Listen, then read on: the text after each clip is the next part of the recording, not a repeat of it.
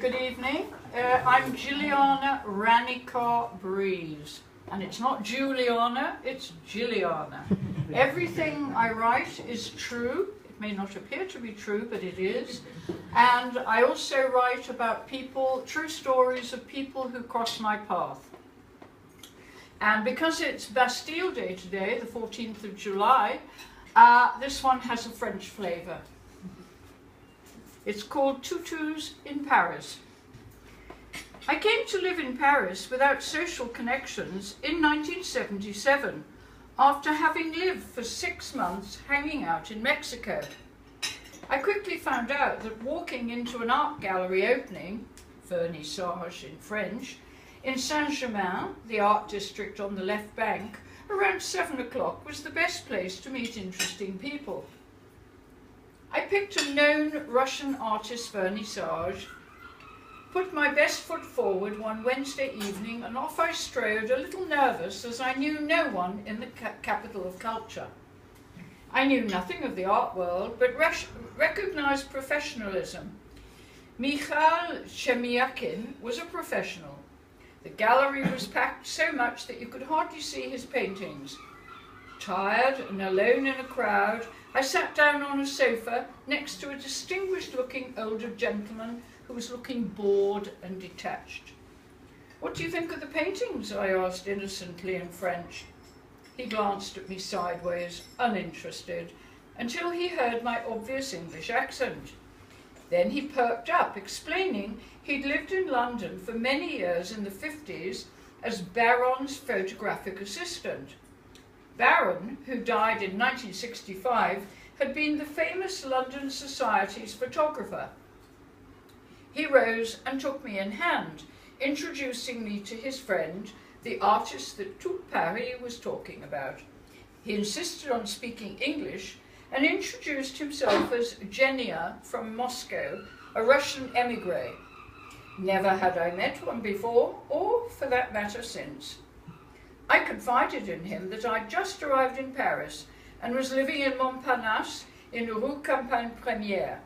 I was thus informed that Modigliani had had his studio in the same street where he committed suicide by throwing himself out of the studio window. Jilliana, of course, was knowledgeable in the arts. Being my protector for the evening, and as it was early, he suggested we should pay a visit to Willy Méval, the German fashion photographer, at his studio in the Rue de la Grande Chaumière. Montparnasse, who hosted salons on Wednesdays and Saturdays.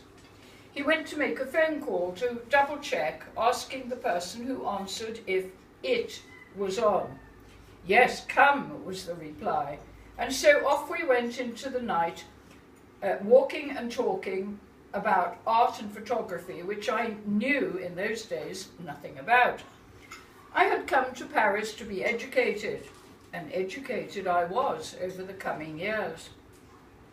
We arrived at Willy's studio, hidden at the end of a charming secret garden, tucked away in a street with a famous art school around the corner from Le Select on Boulevard Montparnasse, which was to become my second home. Jilliana opened the unlocked door, and we entered another world.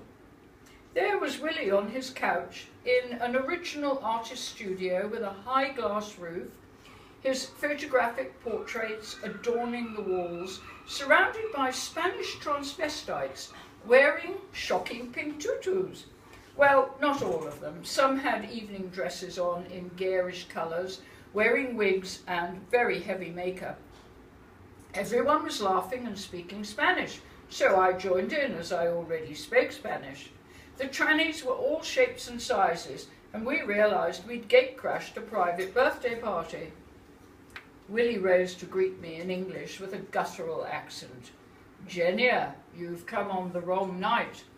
Bring Jilliana on a Saturday. I think she would prefer that."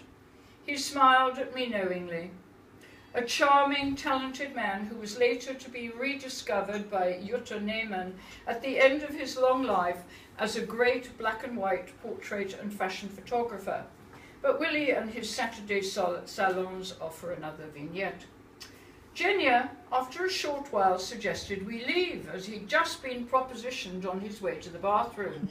He assured me that women were his preference. We left, and he accompanied me to my nearby flat at number 23 Rue Campagne Première. However, he hovered at the door, waiting to be invited in for who knows what, saying that he was looking for a relationship. I thanked him for the evening, and we agreed to meet on Saturday for the salon, but made certain he understood that there would not be a relationship. Willie Meval, the fashion photographer of Christian Dior's new look, was the catalyst for my new life in Paris, although he never knew how his Saturday salons would educate me, giving me the self-confidence I lacked and leading me to find my new identity.